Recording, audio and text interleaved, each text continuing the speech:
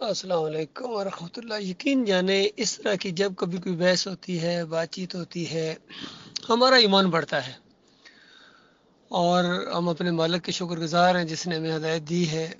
اور یہ قرآن واقعی معجزہ ہے۔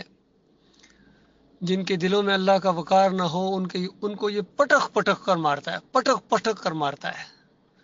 ان کے اس طرح ایسا محسوس ہوتا ہے مت ماریے ان کی، اور بالکل صاف اور سادہ بات کے قریب گھوم رہے ہوتے ہیں لیکن اندر نہیں آ رہے ہوتے، کیونکہ کنٹرول اوپر ہے۔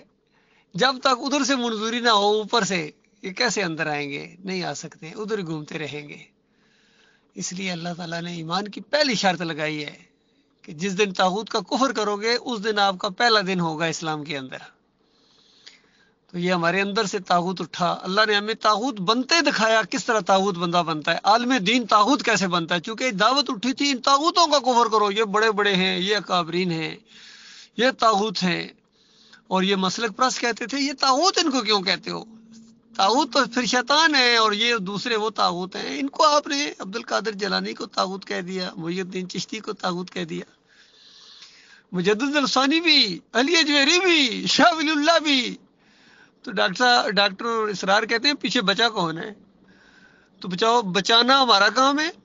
خود بچاؤ اللہ کے فتوے سے اپنے آپ کو۔ اللہ کا فتویٰ، یہ تلوار لٹک رہی ہے تمہارے اوپر، فَمَن لَّمْ يَحْكُم بِمَا أَنزَلَ اللَّهُ فَأُولَٰئِكَ هُمُ الْكَافِرُونَ۔ 3 دفعہ 3 آیتیں گٹھی اللہ تعالیٰ نے سورہ المائدہ کے اندر فرمایا ایسے لوگ ظالم ہیں جو اللہ کی کتاب کے مطابق فیصلہ نہ کریں، ایسے فاسق اور فاجر ہیں، نا انجار ہیں، اور ایسے ہی لوگ کافر ہیں جو اللہ کی کتاب کے مطابق فیصلہ نہ کریں۔ بالکل بات جب سامنے آ گئی کہ اللہ کی کتاب یہ کہتی ہے اور حضرت صاحب یہ فرماتے ہیں، تو مالک فرماتا ہے جو حضرات اللہ کی کتاب کے مطابق فیصلہ نہ کریں فَأُولَٰئِكَ، ذرا انداز دیکھیے مالک کی کتاب کا، یہ نہیں کہا 1 2 ہزار، فرمایا فَأُولَٰئِكَ، اس کے اندر سارے گھیر کے لائے جاتے ہیں، جو بھی اگلے پچھلے آج کے بڑے سے بڑا علامت دہر ہو، بڑے سے بڑا پیر ہو، بڑے سے بڑا جج ہو، بڑے سے بڑا کوئی لیڈر ہو، اگر اللہ کی کتاب کے مطابق وہ فیصلہ نہیں کرتا ہے، ہاں جب تک بات معلوم نہیں ہے یا بات اٹھی ہوئی نہیں ہے اس وقت معاملہ اور ہوتا ہے میرے پیارے بھائی، یہ نقطہ یاد رکھیے گا۔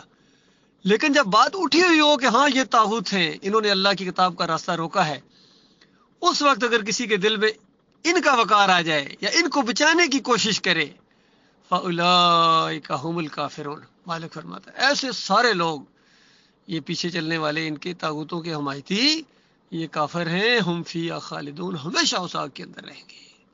یہ معاملہ ہوا ہے میرے پیارے بھائیو۔ اللہ کا وقار دل کے اندر لاؤ، اپنے مالک سے رو رو کے گڑ گڑا کے معافیاں مانگو، اور جو کوتاہی ہوئی ہے اس معاملے میں یہ بہت بڑی کوتاہی ہے کہ کائنات کا مالک شہنشاہ حکم دے اور اس کے مقابلے میں کسی اور کو ترجیح دی جائے یا کسی اور کو بچانے کی کوشش کی جائے۔ آپ اللہ سے زیادہ ان کے خیر خواہ ہیں۔ مالک نے اس بات کا بھی جواب دے دیا سورہ نساء کے اندر کہ آج کر لو ان کی وکالت، کر لو ان کا دفاع، آپ کے بچانے سے یہ نہیں بچ سکتے ہیں، کل قیامت کے دن ان کا دفاع، ان کی وکالت کون کرے گا؟ اور اس کی مثال میں اکثر دیتا ہوں کہ اونٹ جب کنویں میں گرنے لگا ہے نا، اس وقت اس کی دم پکڑنا عقل مندی نہیں ہوتی ہے، اس وقت دم چھوڑنا عقل مندی ہوتی ہے۔ کتنے ہیں جو اس گڑھے میں گر چکے ہیں اور محمد حنیف بالکل گرنے والے ہیں، مرنے کے ساتھ یہ گر جائیں گے۔ توبہ کرنا کی تو توبہ کی تو اب بھی مالک معاف کرنے کے لیے تیار ہے، سارے گناہوں کی تلافی ہو جائے گی، لیکن مرنے والوں کی کوئی تلافی کا موقع نہیں ہے، پھر ان کے ساتھ ہماری دشمنی ہے قیامت تک، جب تک اللہ کے دربار میں حاضری نہ ہو اور مالک کی طرف سے فیصلہ نہ آ جائے۔ یہ معاملہ ہے بھائی۔